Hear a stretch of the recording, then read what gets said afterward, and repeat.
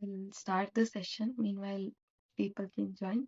So I think the issue you were getting on Friday, it was resolved, or still you are facing the same issue? It's It is resolved. related to the, yeah. Maybe you have missed to save the file. No, Priya, I tried actually, multiple times, Priya. Preeti, so still getting same issue. What? Can you repeat once again? Preeti, I tried for multiple times, but still getting same error. Did you save the file properly? Yeah, Preeti, I saved it, but still I don't know, but still giving same error. Okay. actually, if we create the folders already and then open it in Visual Studio Code, it will not work. Instead, you create Yeah, only it is basically outer when you are. folder first. Yeah, Uh, great. Priya, One thing for me. Preeti, I created through using in a terminal through make directory. From there, I created a folder. So Okay. those So steps I have basically, once you install all the tools and those binaries are created in particular path, right? So in that path, you have created the source and then you provided the make directory and then you added day one or whatever the folder name you are provided. So is that the flow you have done or before you have created and then you install the tools? Is that the way you have done it? Okay, Preeti, I will do one thing. At the end of the class, I will share my screen and I will show you what the steps I have followed. So please correct me if Okay. I do any wrong or like, okay. So today we will understand variables and types of variables and the constant and pointers. So again, variables are main pillar for any programming language. If you, it is not only related to the Golang, but if you understand in any programming language also, it is applied to whatever the languages you are learning as a new. So here also, but the approach you are defining or declaring the variables, it's little bit different. So let us understand that. So before even go to the demo of variables, let us try to understand what is variables and why we need variables. So variables are basically a placeholder to store any data in your application. So in general, when you have an application, you will deal with lot of data. It may be you are getting from the user data or you are processing some data in the internal application itself, or you are assigning some values to it and you are directly processing it. So any use case may be, but you will definitely deal with lot of data in your application. So in order to hold those values, you will be using the placeholder that we call it as a variable. So this is one definition for the variable. So another definition is that, so at the end of the day, whatever you are providing as an application or program, so that will be run on the memory or using the hardware resource, whatever you have. So basically, whatever the values or data you are providing, that will be stored in the memory when it is executing. So let me provide this. Again, in the memory, you will have some address, and in that particular address, you will store this particular any data of your application. For example, I am using integer type of value. So I will be storing integer value here. So what is integer again? It is just a number you are storing. So that we call it as an integer in terms of programming language. So we will discuss what are the data types available in the programming. So in the coming session. But for now, just understand I want to store number here. So how the program will run or how the program will store during the execution. It will store it in some memory space where actually it is available. Again, you will be having multiple applications or system related process will be running on your system as well. So that is also using some memory and in which space the memory is available. The compiler will check that and it will allocate or it will store that particular data in a particular space where exactly the memory is available. So as I mentioned, for every memory or wherever the data is you are going to store, for every data you are storing, there will be some memory allocation will be generated randomly by the compiler. So it may be hexadecimal value. Just for the random purpose, I'm just providing the value here. So this is the hexadecimal, the way how you can define the address. So I will show how the address is also, we can see using some of the syntax in the Golang. So this is how the memory is allocated, or the memory address will be uh, like allocated by the compiler when you want to store particular data and you want to process it in your application or the program. So now, as for us, we can't able to directly deal with this kind of number, because we can't like use every time this 0x1024 in entire program. So with the dealing with number, it's bit difficult. But if we have something called a, b, or some name, anything you can name it based on the requirement of your application. Maybe you have name. So this is we can able to understand rather than this kind of number. And as I mentioned, every time the compiler will generate the random address, you don't even know which memory address you will get for this particular data to hold.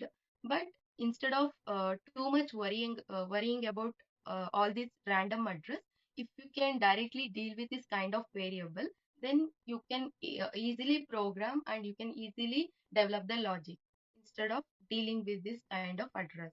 So now what I am doing is I am providing the label or name to this memory address instead of 0x1024. Instead of me using this kind of address in my application, even this is random address in the during the compilation time, I didn't even know what is the address of this particular value which gets stored. So now if I use this a variable, then it is just a label you are assigning into this particular memory allocation, and you can use this reference throughout your program for developing the logic. So this is how the variables are very helpful, and this is the need in the program. I hope this is clear. It is just a label you are assigning to the particular data where the value gets stored, or it is just a label assigned to the or alias to the memory address where actually the data gets stored. It is our convenient, like throughout the program, when I want to deal with any kind of data, then I will be using this kind of naming convention to the or alias to this particular address, and then I can use it in anywhere. And another one purpose is, like for example, I have print statement. So where I have this hello world to be printed 5 times. So this is just an example, but here even for printing hello world 5 times, we will have some other method or some other for loop or kind to do this repeated task. But to explain the variable in a very clear way, so let me take this example. So you have, for example, 5 statement to print the hello world. So this hello world is just like a string where you will be providing this hello world inside this code. That means it is treated as a string. So now I am printing hello world 5 times here. In future, I want to change this world or I want to change this world with the go. That means I want to replace instead of this world, I want to provide the go as a string here. Then how can I provide it in the program? Or you, for example, you have 1,000 lines of code, then you have to replace each and every line with the go by like to remove this word, and after that you can replace this go as a word or inside this hello string. So now what I need to do is, like, I need to remove this again. So again you have some options to replace it, but again there will be some error or issues will rise if you miss in any one of the lines. So you have to make sure that you are properly removing and you are properly replacing with the go. So let me provide this. Okay. So now you have to replace with the go.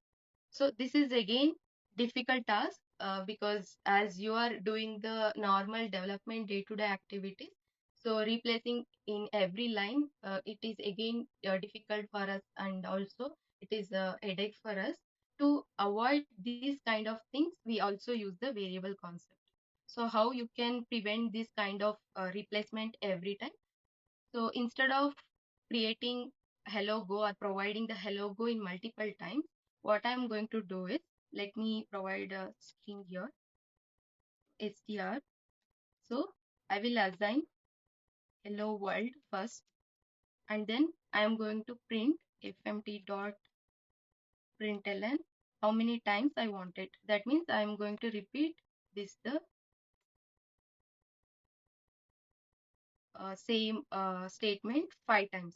So now when I want to change this world with the go, then I can replace directly here instead of replacing in every statement, because I don't need to do that. Again, it is holding by the variable. I'm just changing it in one place and everything gets referenced accordingly. So here I can directly change go. So now this the like changing in every line, that is throughout the program, wherever you use this particular hello world and you have to change it with the go, then uh, that task get the task is reduced. Now instead of changing in every line, you can change it in a single line so that the same thing get referenced wherever you have used this hello world. So this is how the advantage of variable comes in. And again, so this is the first need, and then this is the second advantage you will get. I hope this is clear. Any questions? We will see in a demo, but the concept wise, is that clear to you? Yeah, clear. Okay.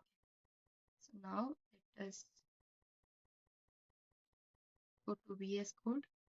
Let me first initialize the module. So as we follow the initializing module. So it is again important, as I mentioned in the previous session.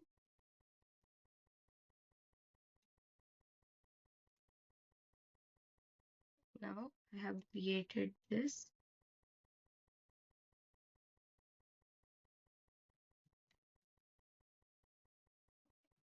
So now even you can enable the autosave option in the VS Code itself. So every time you don't need to save the or modify changes, whatever you are going to do in the particular file, so that you don't need to do every time by pressing the Control S. So you can have this option, that is if you go to this file tab, then you will be seeing this autosave option. Just click on that. Currently I have enabled it, so if I just click on this and it gets disabled, but if I want to again enable, then I have to click this, then you will get this right uh, symbol beside that. You can use that. So now let me create main.go here.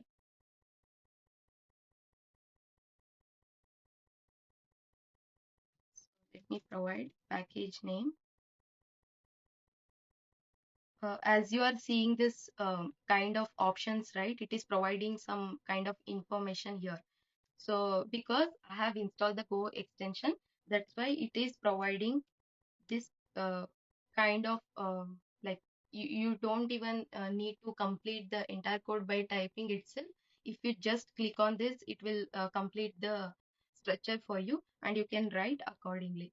So that is the main like feature which you can get from the VS Code with the help of extension. So now let me first let me create the variable first, and I will show whatever the things I have explained, and then we'll see there are three ways you can declare and initialize the variable. Again, I will explain what is declaration and initialization, and then we'll see. For now, let me create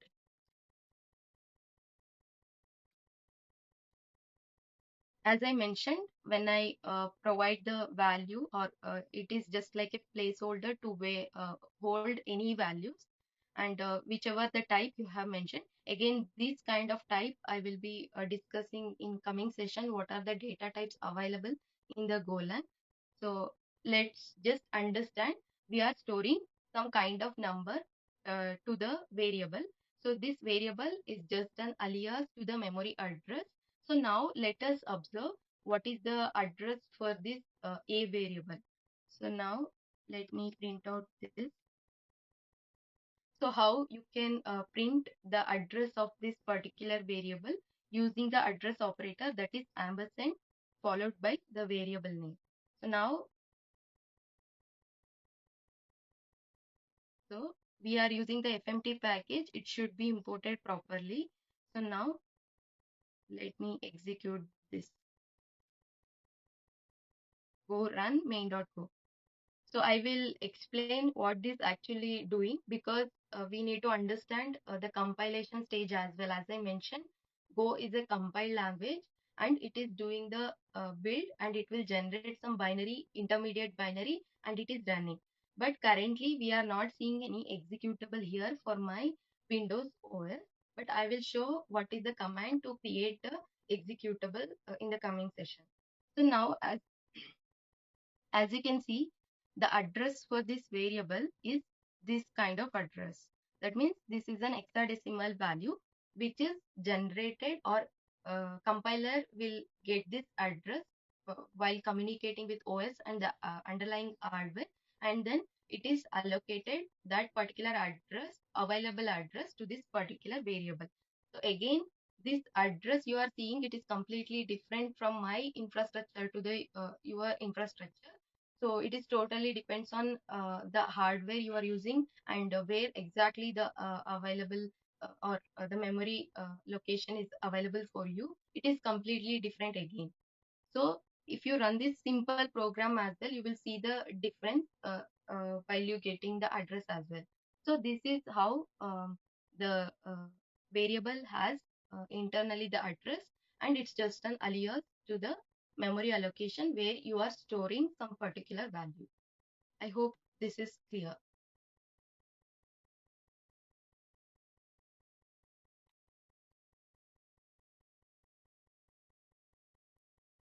Yeah, Any questions? nothing.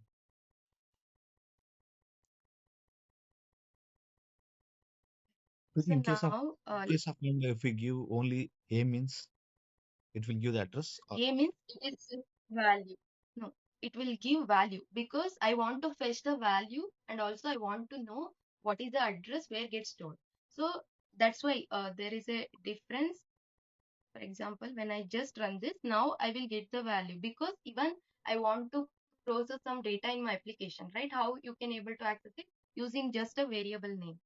So yeah, if you provide the address, you will get the address. But if you provide the just like variable name, you will get the value which gets referenced there. So that is actually storing in memory address. You are directly referring from using the variable name. So that is the only difference. okay, got it. So now let us see. There is a two important point where you are using the variable. First, you have to declare and you have to initialize it. So let us see what is that declaration and the initialization.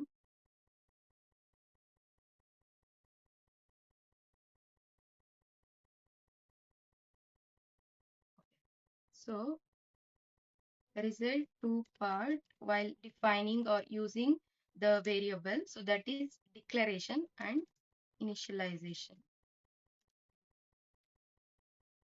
That means, what is declaration again? If you just provide the name using the var keyword, you are declaring the variable, and you are providing the name to it, and you are mentioning which type of value this A is going to store. So this is the declaration part. But once you assign the value to the A, that is A is equal to 20, for example. So this is initialization. That means you are initializing some value to this particular variable. if you use the var keyword and provide the data which type of value you are going to store, and you are not directly initializing it or providing some values in the right side, that is after equal to symbol, you are not providing anything. That means it is only having the declaration part. Once you declare, you can use the same variable and you can initialize any value which you want later. So this is the declaration and initialization in the separate line. But you can also do the declaration and the initialization in the same line. As I done this, right? Like in the program, I have provided variable which is of type integer. So that I have provided in the same line. That means it is having both declaration and initialization in the same line. So this is also possible. So based on how you want to provide or number of instructions you are providing in the program, if you want to reduce it and keep it in like optimized way, or keep it in a single line, then you can go with this kind of declaration and initialization. Or else, if you already know some values, in future, if you don't want to replace it, or if you don't want to provide any kind of value, then you can also directly use this single line declaration and initialization if you already know some values to assign. If you don't know something what I need to assign to this particular variable, then you can, based on the whatever the logic you are going to build in a future or in coming line, then you can just provide the declaration, and based on the need you can assign the or initialize the value. So this is another way. Again, there are three way you can declare and initialize the variable, not only using the var keyword.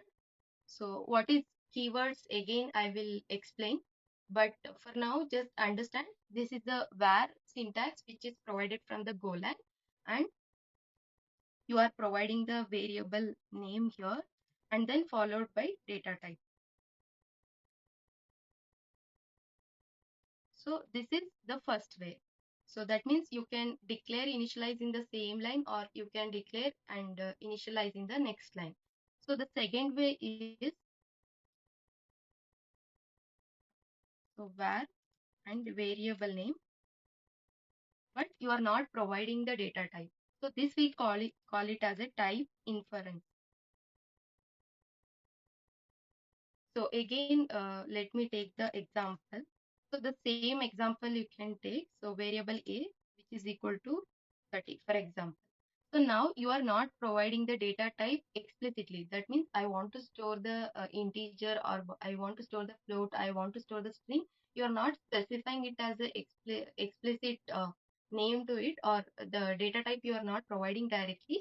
But what compiler is going to do during the compilation stage and as well as in the running stage. So even before running the stage, there will be a compilation stage, as I mentioned. So during the compilation stage, the compiler will understand that. So based on the right side value, it will infer the type as integer. That means here I am storing the numeric value, that is 30. So it will take this 30 as a integer value. Based on the value you are providing, it will infer and it will provide the type for you. So this is actually one kind of variable declaration and initialization you can do. So again, there are some default types and there are some specific types are available. So by default, the compiler will go with the default types. For the integer type, you will get this int as a type when you don't mention the type here. So that is after variable name. Then we have another declaration, that is var. So just variable name, and then you will provide this colon equal to operator. This is again one of the operator which is provided from the Golang to declare and initialize the variable. So that is, for example, I am storing 40 here. So now what is the syntax again? C equal to 40. So this we call it as a shortened declaration.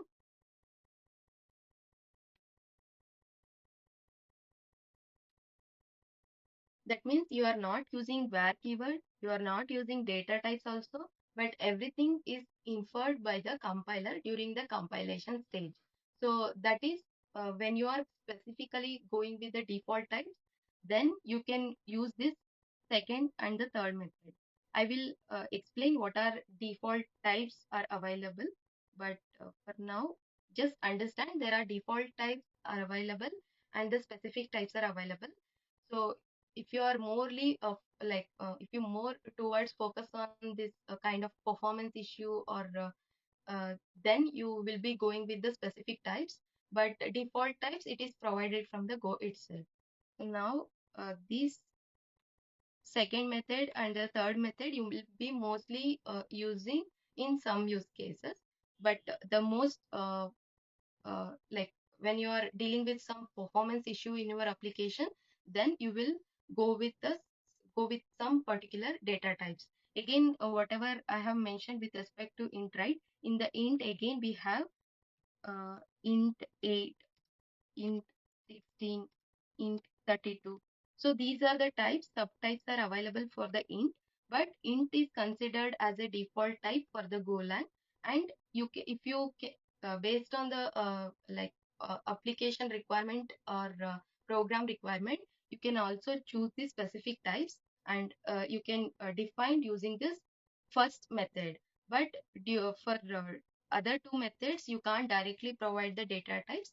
So in most of the cases, if you are going with this default type, then you will be using this kind of declaration and the initialization. I hope this is clear. I will explain how the performance issues will come if you just directly use this type inference and the shorthand declaration. And those times you have to go with the specific types, that is specifying int 8, int 16, int 32. So I will explain in detail what is int 8, int 16, int 32 in the maybe tomorrow session. So for now, at least the variable declaration that is three way you can declare and initialize the variable, that is clear to you. Any questions here? I will show in a demo, but yeah, for the concept wise, is it clear? Yeah, one question. Yes. Let's say, for example, I'm using shorthand declaration and I assigned integer value. So Okay. later, am I allowed to change it to float? Is it possible, float or string?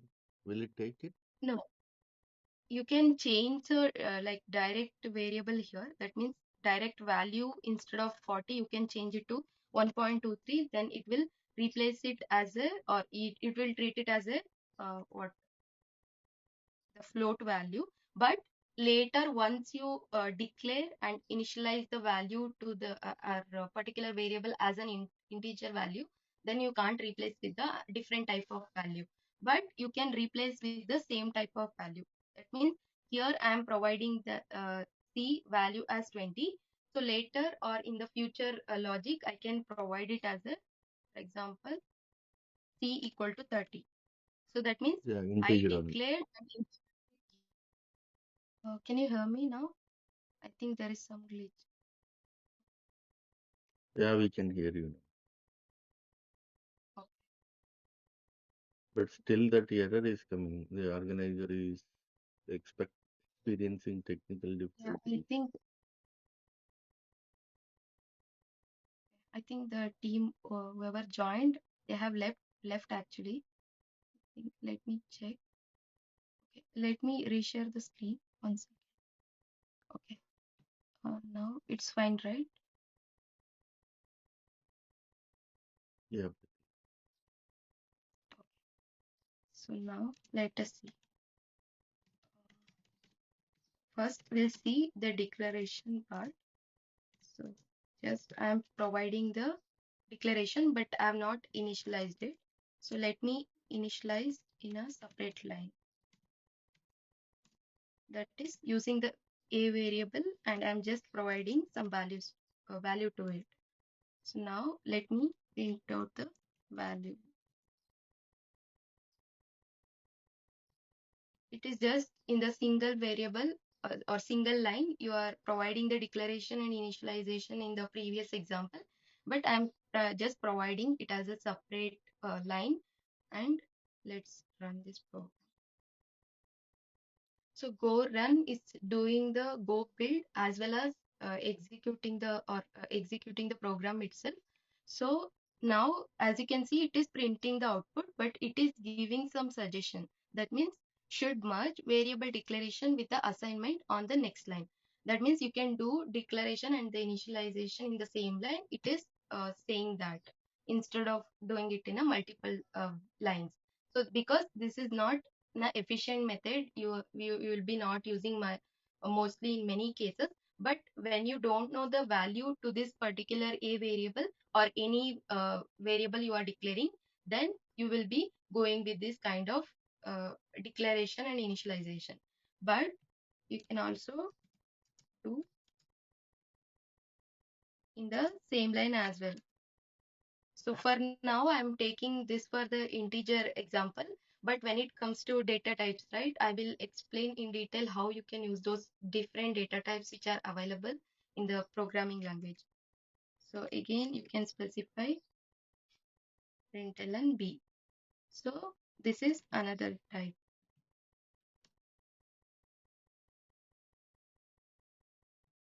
So now the third way is,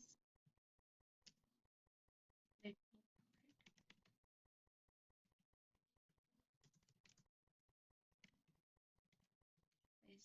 here the same line.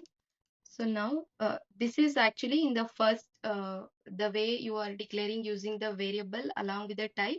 So this is how you can do it in like two ways. But there is another method, as I mentioned, there is a type inference.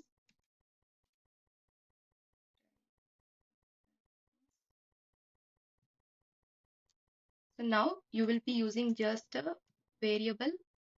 This is a keyword again, and the variable name you are providing, and you are assigning some value to it. So based on the value, the compiler will understand that what type of value this variable C is. So now,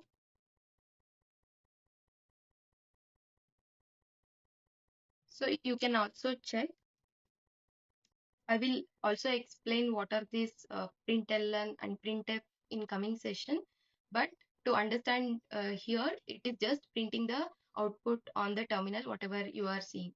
So there is another method that is printf. So where you will be using some kind of format specifier. So this again another separate topic, but to again explain here. So what type of value the compiler is interpret and it is inferring during the execution. So that I am going to share. I am going to show here.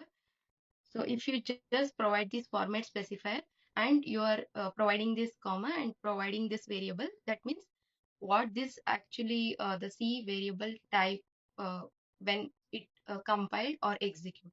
So now let me run this. Just let me clear this. So now it will provide, it is an integer type. Even you can, even if you are dealing with float or string, any other type, I will show how you can use this format specifier and um, to get to know that which kind of data type it is inferring during the compilation and the running stage. So now there is another way, that is shorthand declaration. That means you are not providing exact data type and also you are not using var keyword. You are just using the colon and equal operator, that is actually the shorthand operator, and you are assigning some values based on the right hand side value. It is treating this as an integer value.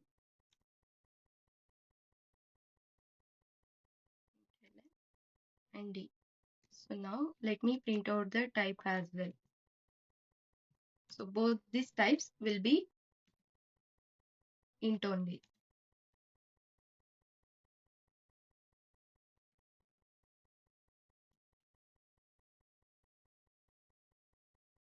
I think provide println here. We provide this.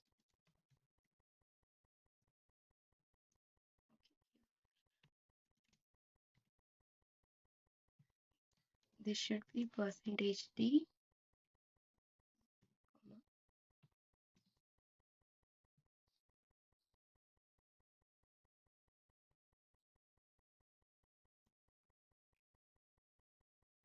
So now, as you can see, the first this value A is printing out, and then B, and then it is doing this like it is printing the C, and also it is printing the uh, type of this particular variable, that is integer. After this, I provided this D variable which holds the value that is 50. I'm printing the value as well as the type. So both these types you are seeing, it is integer only. That means Go has some specific, or Go has some default types. So that will be provided when you provide the declaration of the particular variable or assigning some values accordingly. It will use the default types. For example, float as float64 as a default type. So I will discuss in a separate session again. So, but for now, there is a default types available. So that will be considered when you don't explicitly provide the data type. But when you use this concept, that is variable A, which is of type integer, you are providing the complete declaration, and then you are assigning it. So, and then you are printing that variable. So these kind of declaration and initialization, that is providing complete detail about the variable itself, then you are holding or having the control over how you can allocate the memory as well. So this again as a separate topic. So there I will discuss. But how you can declare the variable? So there is a three way. So that is, I hope that is clear to you. Any questions here? Again, this is a format specifier. This is not only we have, but n number of format specifier we have. So that's why we keep that as a separate topic. So we will understand that. But what actually it is doing, it is like providing the type of data which is storing by this particular variable. So that you can understand for now, but later in the sessions we will understand in detail. I hope this is clear. Any questions here?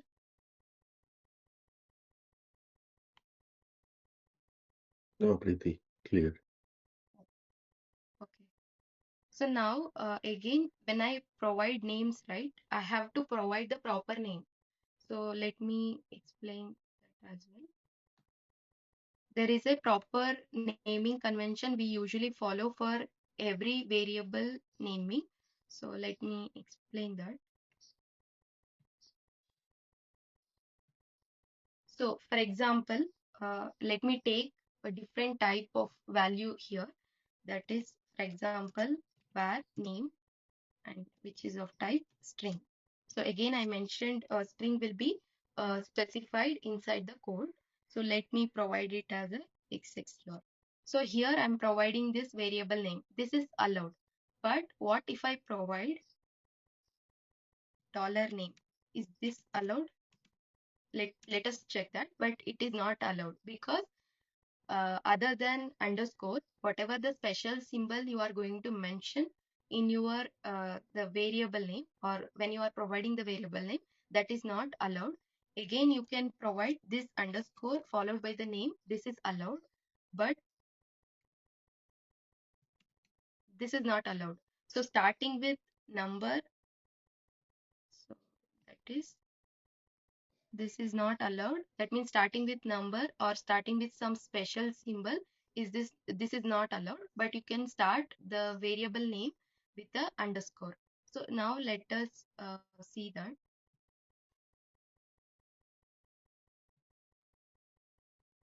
Let me comment out this so that we'll save some time while running the code. So what is again comment? I will explain that. But okay.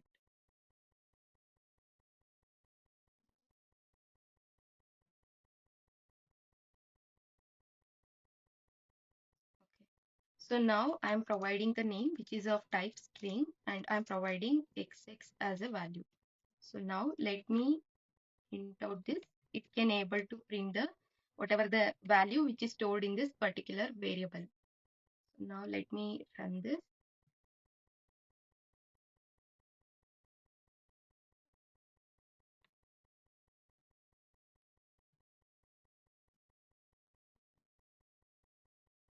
So now it is printing the variable name, or it is printing the value which is stored inside this variable, that variable name, that is name.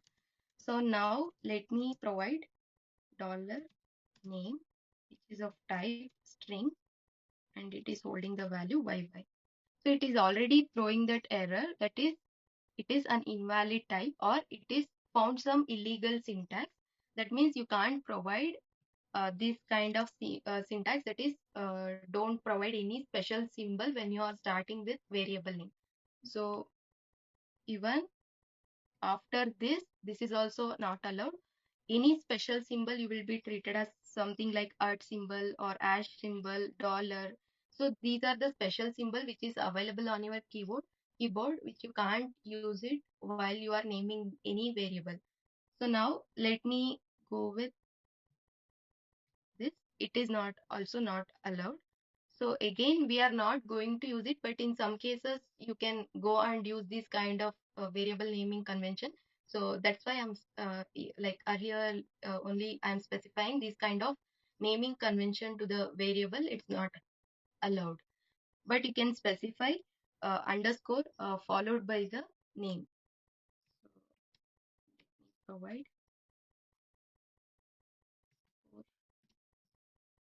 name. So this is allowed, but as I mentioned, if you just specify dollar, this is not allowed. So as I mentioned, it is saying as an illegal syntax. So now you can also provide some integer here. So this is also not allowed to print out. So that is, this is not the proper way you are providing the variable name. You have to make sure that you are starting with underscore, or you don't need to use any numbers in the beginning itself. So that is, you have to follow when you are naming any variables here. So currently it is throwing the error. So you can see here, right? It is throwing the error because you already declare and initialize the variable, that is name, with the xxx, and you also again declaring and initializing. So multiple declaration and multiple initialization is not allowed in the same block. That means inside the main only I am doing all these things. So that's why it is throwing the error. But you can do in a separate function itself. That means what is function again I will discuss later. But let me take a sample. You can put here. So the error get resolved here. But when you keep multiple declaration and initialization in the same block, that gives an error. That is what we see with respect to this example with the same name. You can change this with the capital. That means uh, Go is basically case sensitive. If you provide the name with all the small letter, that means it is totally different from this kind of name you are providing here. That is, you are providing the first letter as capital here. So this holding the value, that is yy, and this holding the value xx. So that's why Go is a case sensitive. That means with the same name, you can modify the capital letter or small letter. It will treat it as a different variable itself. So that is the naming convention you have to follow and take care while providing the um, proper name to the variable. So again, it is not necessary you have to do the variable which is a which has a like name as a name and providing the string as a type. So you can also provide some specific name like based on the requirement. For example, you are receiving the token here, and you can also provide it as a token here and then providing the string value, and you are receiving from like internet data or from the user, or you are generating this token inside your application itself, then you can provide this kind of right side as a value there. You directly fetch from the place. But for now this is not needed. Let us keep the simple thing only to understand. When we go to the higher level concept, we will understand how things will work. So I hope the naming convention is also clear. With a small doubt. Yeah. Yeah, in the place of variable name, you said that only underscore is allowed, right? Yes. So after the name, can we give the any number or any specific character? Yeah. Yes, that is possible. Let me provide. So that is allowed. You can provide that, but initially when you are starting the variable name, so that time you don't need to like you should not specify this integer number or any special symbol. So even let me check this. But again, this uh, like special symbol you are seeing, right? So this may not be supported in the many languages as well, and but you can provide the. Let me check this. Yes, it is still showing the illegal, but for the integer it is allowed. But only the special symbol wherever you are providing in between the variable name or after or before, so it is not allowed. But the integer value you can provide after the variable name, but when you are starting the variable name, you should not provide that. Got it, Preeti. Thank you.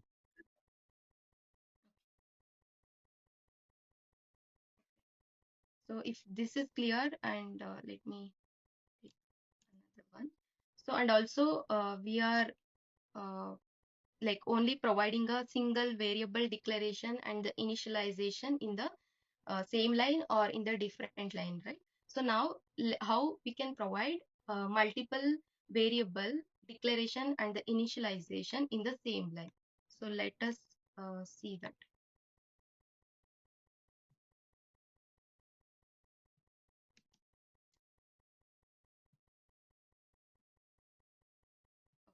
So variable a comma b, which is of type integer, and I'm assigning 10 comma 20 here. So let me print out this a comma b. So here what I'm doing is, instead of providing the declaration and the initialization in the separate line, that is like this, if both the variables which is of same type, then I can use the this kind of syntax. That means I can provide the var keyword, and I am providing the multiple variables name which is having the same type, that is integer, and this 10 20 comma 20 I'm assigning. So that means a will holds the value that is 10, b holds the value that is 20. So whatever the order you are providing, accordingly it will assign the value. So that means 10 will be assigned to this a value, a variable, and 20 is assigned to the b variable. So multiple line, instead of that you can just provide like this. This is also allowed. Let me print out. So as you can see, it is also able to print out whatever the value I'm providing. So even if you want to see what the a variable holds, then you can provide something like this. So this again I will be explaining in a separate session, but you don't need to worry about all this syntax, how I'm providing here. So just focus on how variables works and how we can declare the variables in a multiple ways. So now as you can see, we are clearly seeing that a holding the value that is 10, b holding the value that is 20. And also using the shorthand declaration also, you can do like declare the multiple variables in the same line or multiple data types in the same line. That is, for example, I am using, let me take different one. So this is the shorthand operator for the shorthand declaration. So and you are specifying two variables here. One is C. Again, I did not provide the value. That's why it is providing this as an invalid type. When I provide the value, accordingly it will infer and it will say this is of this variable, this kind, this type of value which is holding. So let me take a float value now, and here let me provide the x. So now as you can see, currently it is giving some error. That is, if you see the red line, that means it is having some error, but we will see what that error means. But for now, just see, before that, when we don't assign the values, it is giving some invalid type. When I assign the value, it is already saying that C is a float 64, that is default type for the float, and name, which is of type string. Based on the value, it is treating that kind of type. So now, why it is throwing this red kind of error? Because it is declared, but you are not using anywhere in your program. That is, you are not printing out, or you are not using this kind of variable to develop any logic. So you are just declare. So this is one kind of error you will often see when you declare some variable, but when you don't use it, or when you declare some function but you don't call that particular function. So in many scenarios, you will see this kind of error. That means it is just a declaration part, and you will assign the value, but you are not using this variable in anywhere in your program. So now when I provide this print statement, right, that is to print the C, now the error got resolved for the C. And similar way, for the name also I'm providing. Once I use the logic, or once I use the variable in the next line, or in any logic you want to develop, so then the error got resolved. So now let me here run this. So now, as you can see, there is a 3.14 and x value gets printed out by using this variable. I hope this is clear. Multiple declaration in the same line, which is of same type, and also using the shortened declaration, you can also provide the different type. But why we can't provide the different type in this syntax? That is the normal declaration and initialization what we do for the variable. So because here you are specifying the type explicitly for both the variable, it should be of same type, then only you can provide it as a single integer type. But here you are not providing the exact type here, but based on the value, try to infer accordingly. So that is what I'm providing here. So that's where the shorthand declaration and the normal declaration comes into picture.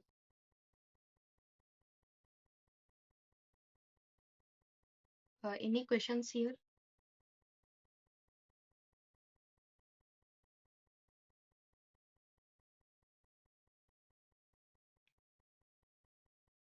No, we are good. Okay. So after this, once we understood like about how we can declare or provide the variable name, and there are different types of data types are available, and how we can provide in the declaration part, initialization part.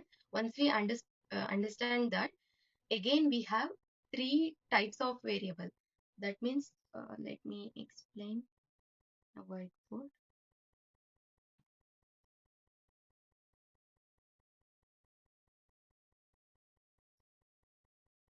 We have time, right?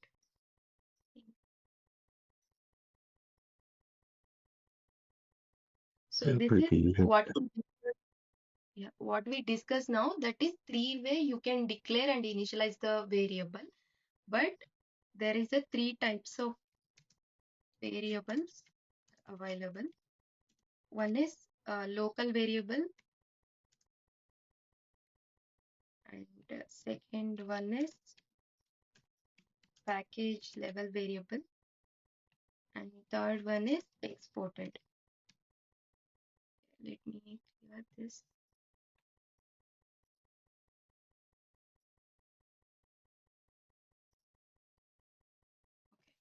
So what is local? Basically, when you have function. So for now, we have discussed the main function, but you can also create your own function. Depends on the need in your application. Why we need this function concept? Again, we will cover when we comes to the function itself. So for now, just understand we have single main function here.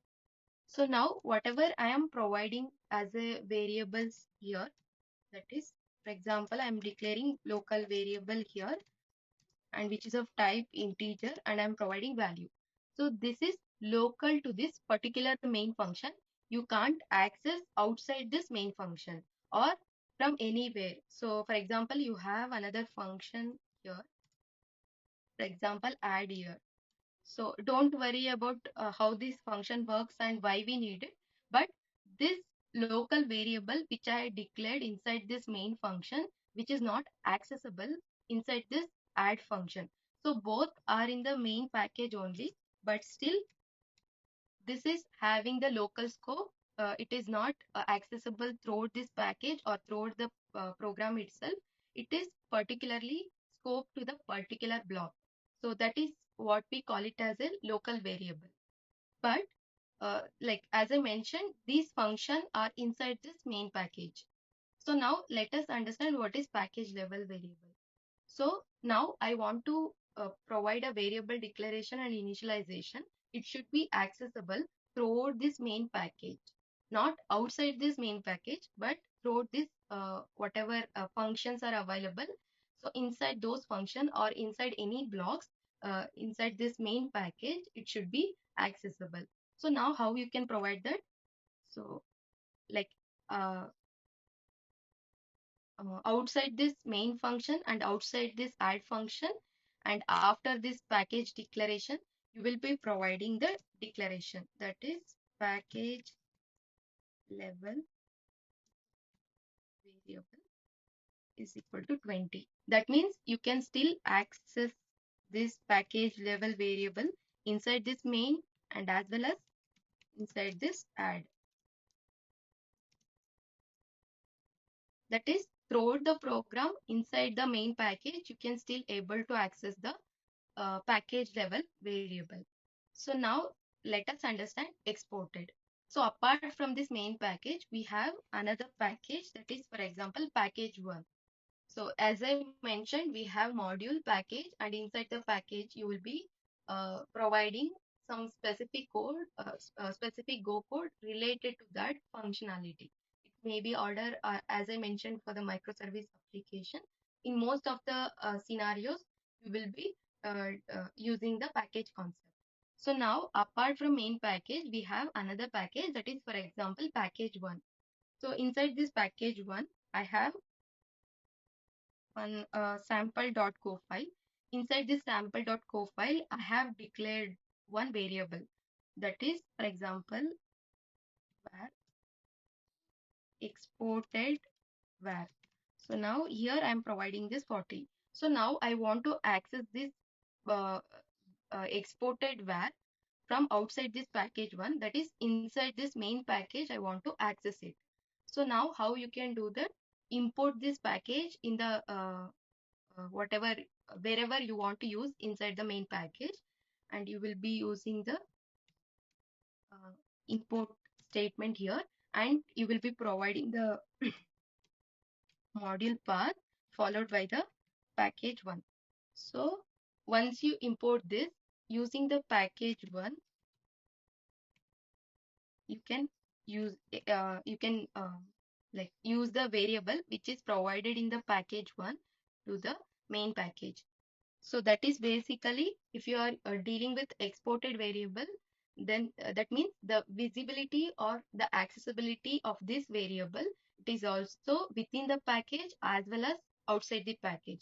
But if you are going with the package level variable, then outside the main function you have to declare it. That means throughout the program, wherever you want this particular variable to use it, then you can use throughout the what main package or any package you can consider. So you can still able to access it. That is inside the main function. Also inside the add function, if you have multiple function you want to use the same variable, then you can go with this kind of variable declaration. So this is how you can provide the visibility in your program for the variable. So again, if you provide this exported variable, right? For example, so how we can treat this as the exported variable, how it is able to access it. So when you provide this, the first, the name of the variable should be start with the capital letter. That means it is exported. So this is the convention we are using in the Go for the exported variable. When you're providing the variable name itself, if you are providing the first name of the variable starting with the capital letter, that means it is exported. If you are just providing this as a, for example, var exported var. So if you are still providing all the small letter, that means it is not exported. You have to make sure that you are using the proper convention for the variable declaration, for particularly for the exported variable. It is always start with the capital letter for the variable name. I hope this is clear. Local is basically local to the particular function or the block.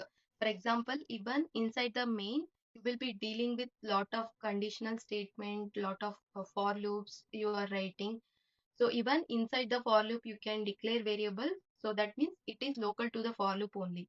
It is not even available outside the for loop. So again, there are some scenario we will discuss. Those times I will explain what is this local variable. For now, to understand or to give the difference between different type of variable, local means local to the main or local to the add. Package level means throughout the package but not outside the package. And if you are dealing with exported, then outside the package and inside the package also you can able to access it. I hope this is clear. We will see the demo. That time you will understand how things are working.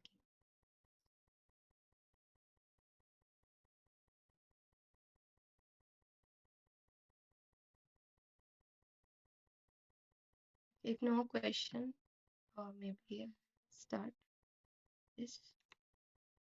Okay. So whatever we have seen right here, it is all variables are local only. But let me provide it as a separate.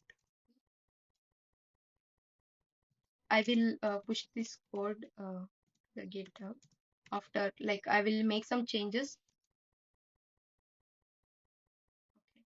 So now I am providing the, you can use a shorthand or type inference type of way of declaring, or normal you can go with the var along with the data types as well. So let me provide this as a name and y. So now inside this main function, I can able to access this variable, right? When I execute this, I can able to print out the value of the name. But let me provide another function, that is let me provide modify. Like for now, let me take it as simple. So now I want to access this name. So now it is not available here. To change it, it will say name is undefined. That means this name I want to access it and I want to change this value, that is yy from the y to the zz value. But now I can't able to access it. Now what I need to do again, I have to declare the name here, that is which is of type string. I can assign the value. So now it is giving different error, that is name declared and not used. So the previous error is gone. So I can still print out the name here. So again, for this sample function to work, I need to call from the main function, because main is an entry point. But after that, whatever you are providing as your own function, you are defining the logic, that will be treated as a custom function. So now we don't need to worry about that. But as of now, we understood that local variables are having the scope which is limited only to the particular main or particular the other function. It will have the scope. We can't able to access throughout the program. So that we have understood here. So now how can I make this particular name should be accessible throughout this sample as well as the add function, or for the main function. So now what I'm going to do is, let me provide this declaration, or okay, let me comment it out, and again I will create. package level variable print. So let me provide like this. Here I'm going to provide the fmt statement, but here, like as I mentioned, package level should be declared outside the function itself. It may be outside the main or it may be outside the sample. So now when I declared package level var and I'm assigning it to 30 now. So now this package level variable inside the main function, let me print this out.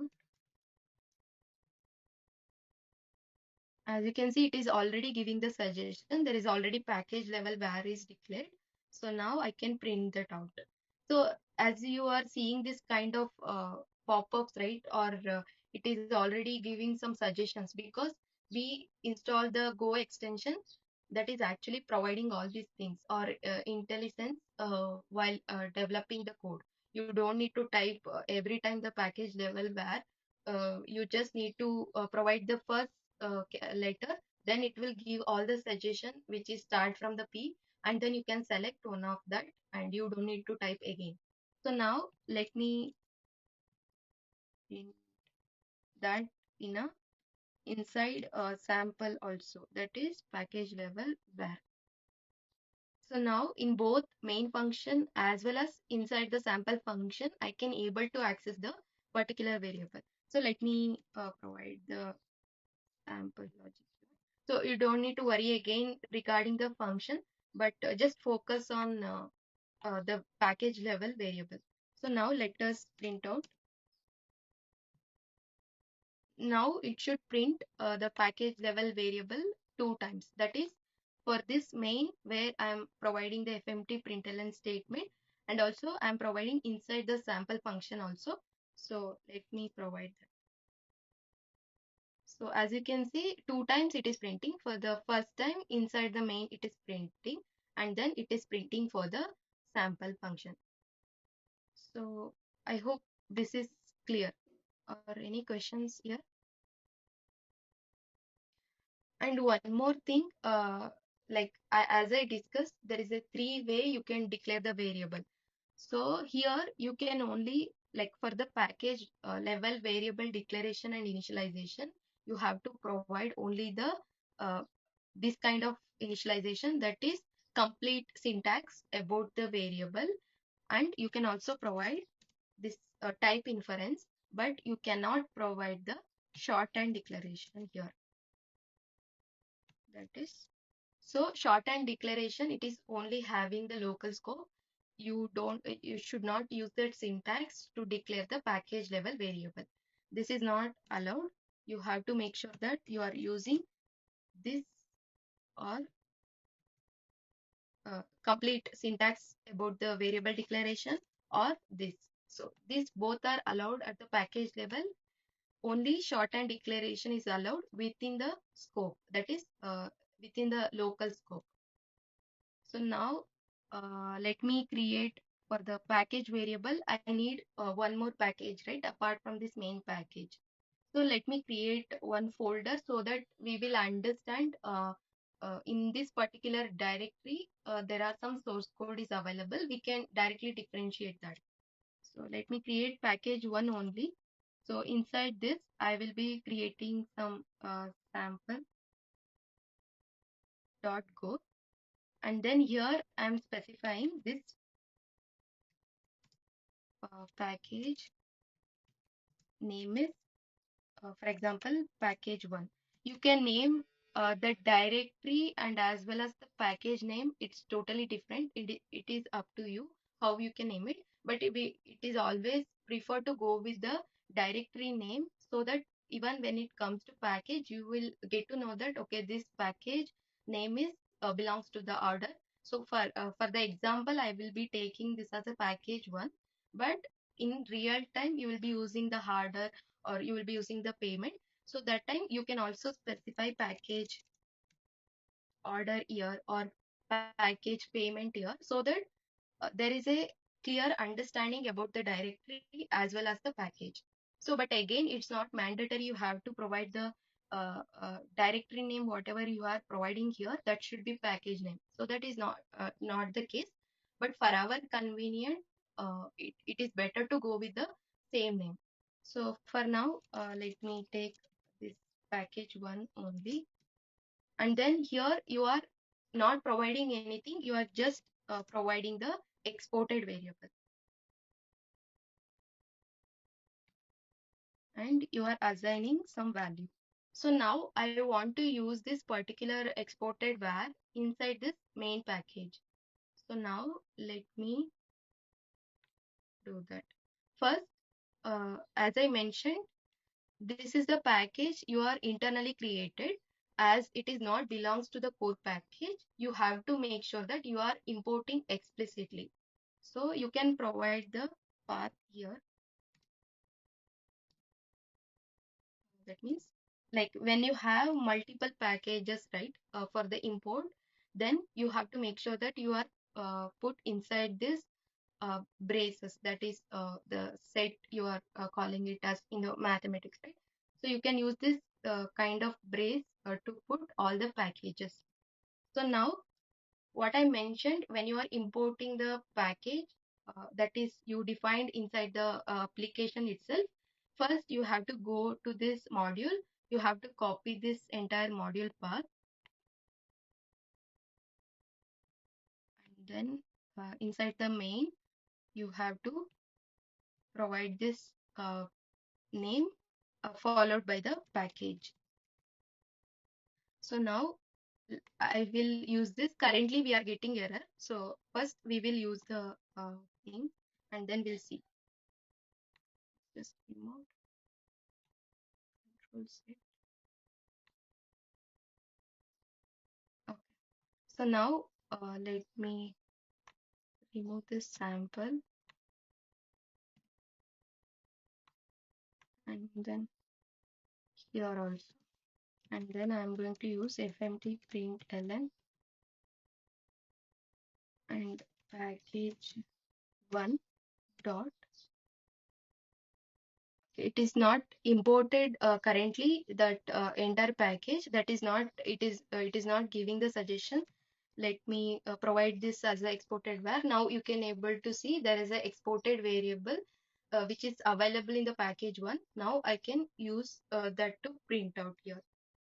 So now if I see here, it's still it will take some time because the package which is not available by default, we are using it. So let us see.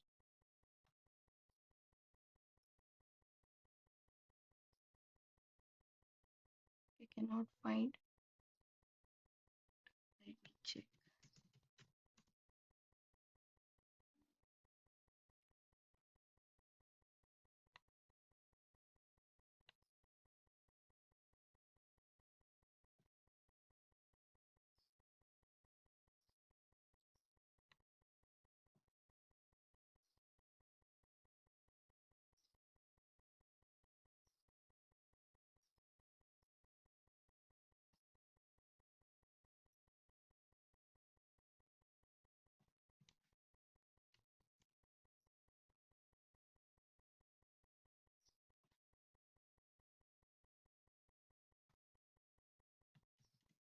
One second. Let me check this out.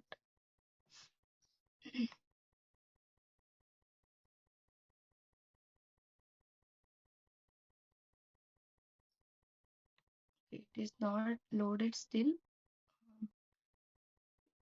Import path.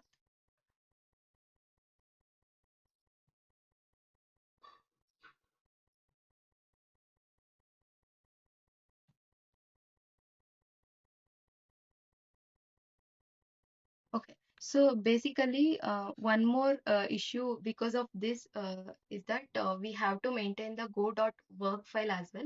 Again, why it is important? Again, here, if you can see, there is a multiple go.mods file which I have created. So that's where it will able, like it is not able to recognize it properly. So for that, I need to execute.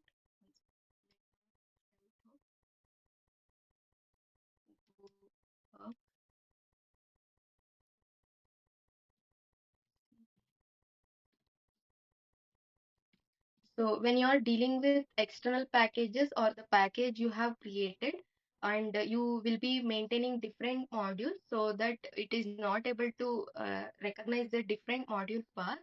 So when you are specifying that, there is a go.work which is exist or provided from the Go itself, which help us to maintain the different module path, and it is able to like in the same workspace, if you are like working on different module, the go.work, it help us to manage all the module which is present in that particular namespace.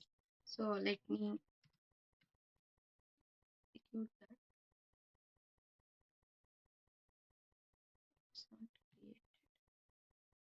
It is created.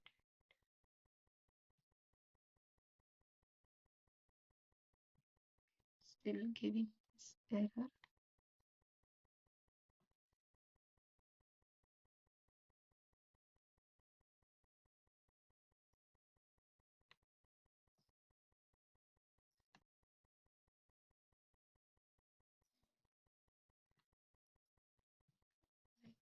Clear.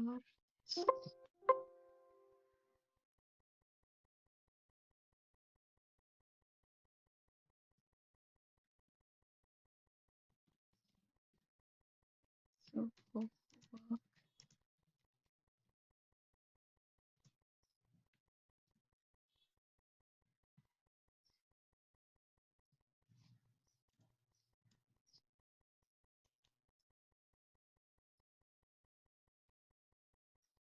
One second. This actually I need to provide the day one folder as well as the day two folder. So as I mentioned, there is a different module parser available. So when I provide even inside the package or even in your working with any directory, you still able to create this dot work go dot work. But in real time, you will not create multiple go dot mod file in a single project. So you will have a single go dot mod you will be creating, and entire modules for your application, it will be tracked inside this go.mod. So this is one error we usually get, but I think I forgot the go.work syntax. So maybe if you have time, you can wait a little bit.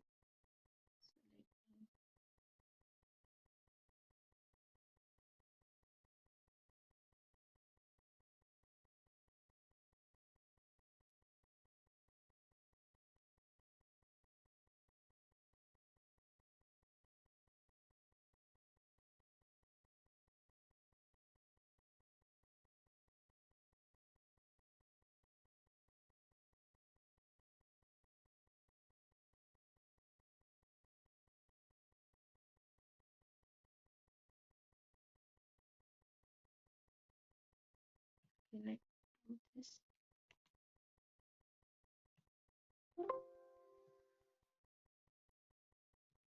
Go work in it.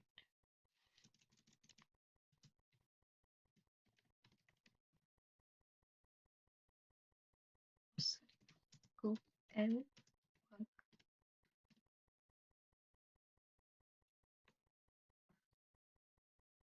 Okay, let me show this.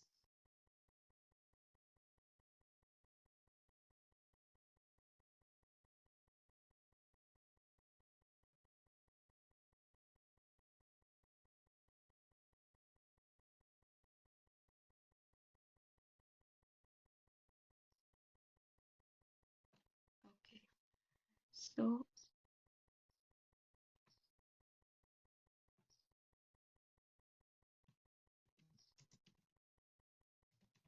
work in it.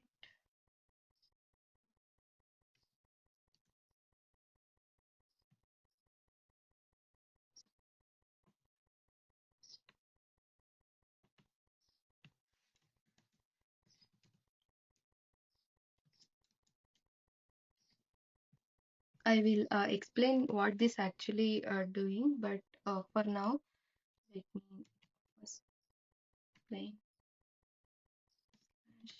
day two.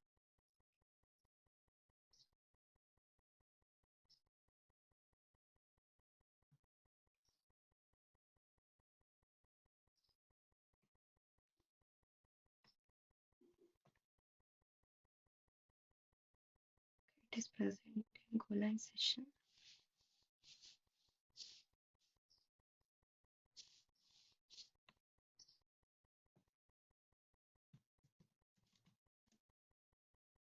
Okay, so maybe I will explain this exported variable tomorrow. So because I need to provide this module path specifically for accessing the go.mod, which is I'm going to specify in go.work, so that in a same workspace, if you have multiple modules, you can still able to work. But in general, as I mentioned, in the real time, you will be not using multiple go.mod in the same workspace. So you will be having a single go.mod, and then you will, whenever you want to import any packages, you will be directly referring it, and this package you will be using and to import particular variable. So this I will explain. Maybe we already it's already 8:30. So let me uh, try to explain the same thing tomorrow for the exported variable, but local and the package level variable, hope that is clear. There's some command I forgot actually, working with go work init. So let me refresh this. If you have any question, you can ask me now. Yeah, Priti, what is go work in it? Yeah, basically I will be telling this thing in tomorrow session, because I need to explain this package like exported variable as well. So basically this go dot work, when you are dealing with multiple go mod, right? This is one module and this is another module. Even if you are creating multiple directories, and inside that you will be creating multiple modules in the same name, or in the same workspace, if you are creating, then you have to use the go dot work to track all the modules which is present in the workspace level. So currently, as I mentioned, in the application, you will be creating a single project, and you will be having the single go.mod in the root directory. That means, for example, uh, just and for the assumption here, so Golang session is the root directory, and inside that you will be creating here. So let me close this. So in normal use case, I'm telling what you are going to do. So here you will be creating the go.mod. That is, whatever the folders there, or whatever the packages available for your application, inside that you are not going to create any specific module, but in the root directory you are going to create it. So this is the actual thing we are going to follow in the production. But for the explanation, I am maintaining separate directory here, that is day 1, day 2, and in each folder I am creating go.mod, and I'm having a different module path here. So Go got confused here. In the same workspace or in the same project, you are using the multiple Go modules here. But what should I need to use for the referring any modules in the particular workspace here? That means if I am providing the import path as a day 2, then it is not able to successfully recognize where exactly this go.mod is present. So there actually it got confused. So this go.work, if I created, then every module it is going to, or every directory it is going to uh, like specify in the go.work, so that it will track all the modules which is present in that particular directory. Then this particular import error, right? That is here I am currently getting, it is not able to import this particular package one. Still okay. I think it is, but generally let me delete this. So let me run it again. Currently this is not the exported package, this is not the core package I am using. This is the package which I am creating. So it is not able to recognize this package where exactly it is present, due to the multiple module paths. So even you are providing the path, that is correct, but still in the same workspace, you are not going to create a multiple modules. But if in case, if you need it, you want to create it, then you have to provide all these folder inside the Go work file so that it will understand, okay, these are the directories are present where the multiple modules are present. So still the Go dot or when you are importing the particular path, still it is able to recognize it because it is maintaining all the tracking details of all the modules. So that's why it will give the accessibility for that particular module. So I will explain again how things will work, but currently I forgot the exact command. That is what I'm trying to search it with the help. So again, if you see here, right, go work, it is creating some workspace file that is using the init. We are going to create the workspace file, and sync is basically sync workspace build list of modules. So here we are not dealing with a single module. When you are dealing with the multiple modules or list of modules, then you want to sync with it in the same workspace, then you will be using this workspace file. So again, I will be explaining how you can create and how you can add it, but currently I forgot the syntax, so that's why. So let me explain it tomorrow in clear way. Should create adding all the directories or folders which is present here, but currently I'm not able to get it here. When I execute this command, right, there is a go.work file gets created, but nothing gets added, but it should add some commands like use, and then it should add all the day one, day two folder, but currently, okay, let me add it. Now I got the syntax. Okay. Okay. So now I have added, these are the folders which are present in my current workspace. So now it is able to track all the modules which is present. So now let me see. Still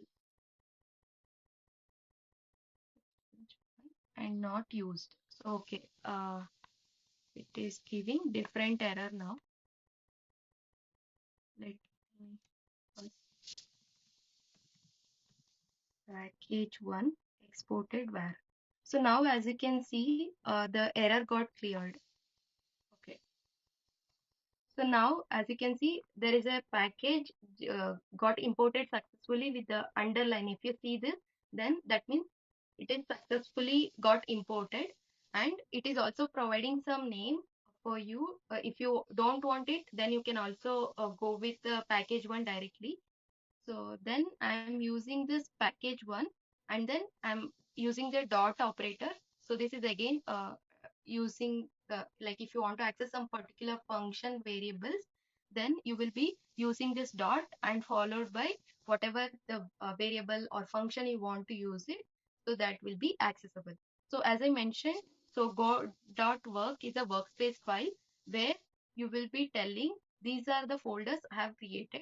So these are already in use, and there are already multiple modules are present. In the day 2, there is a one go.mod file, and in the day 1, there is a one got like mod file. So when I specify the import path, accordingly just import, don't throw me any error. So all the things are keep track inside this go.work file. I hope this is clear.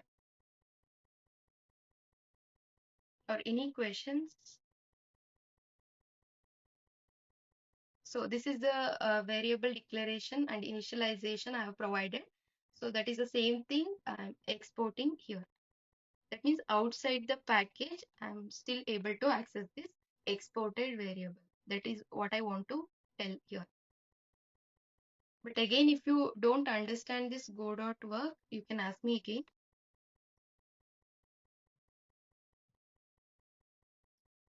Let me explain. Or is it clear?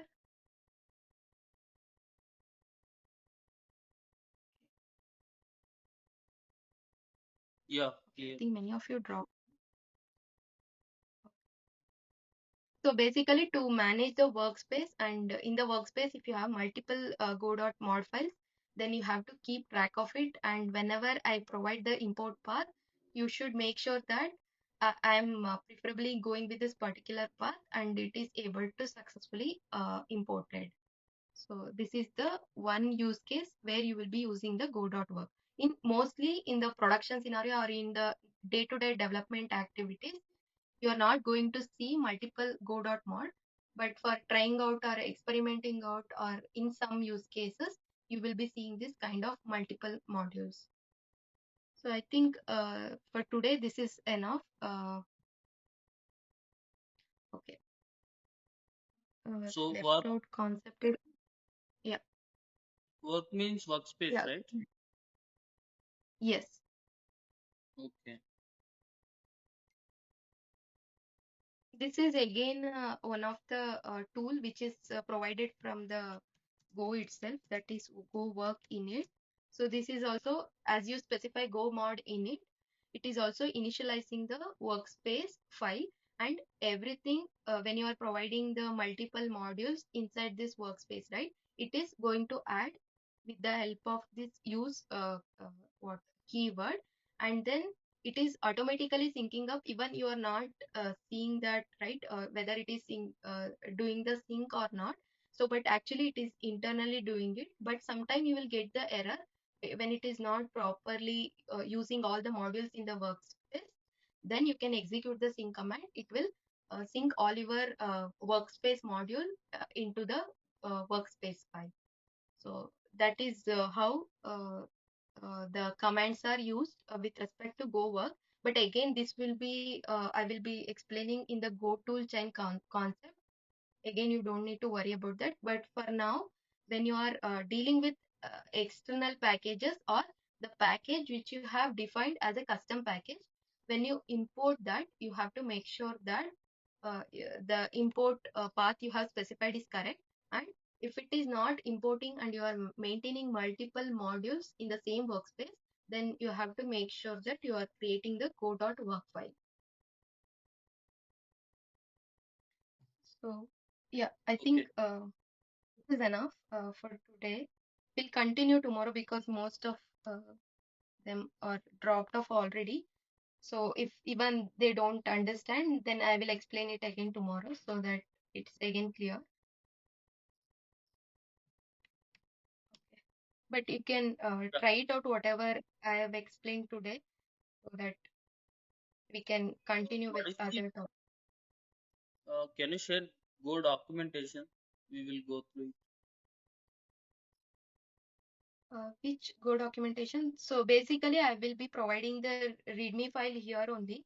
So whatever I have explained so far, I will be providing in the README, and you can go through that, understand with respect to the theory concept, and as well as you can also see the practical examples as well. If you want, the official documentation is available. So for the Go also, if you go and search it in the Google. So that is Golang R.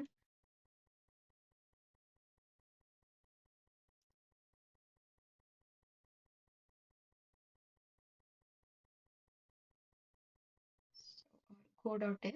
So this is the official documentation for Go. So everything is available here. If you want to study some like particular case studies with respect how Golang is helpful, there are some common problems which is solved by many companies. Those case studies are also available. Some of the use cases there are already some stories are written how this Go improves the backend various applications and backend services, microservices, and distributed systems, and those things you can also see it here. And docs, coming to docs, it has different again manuals are there, and if you want to go with some particular standard libraries, as I mentioned, core packages, right, that will comes under the standard library. So and also effective Go. So these are again some of the basic concepts they already explained with respect to the docs. This is the official documentation, you can always refer. But anyway, whatever I am explaining in the session, that I will be providing in the README. so that you can go through the theory concept.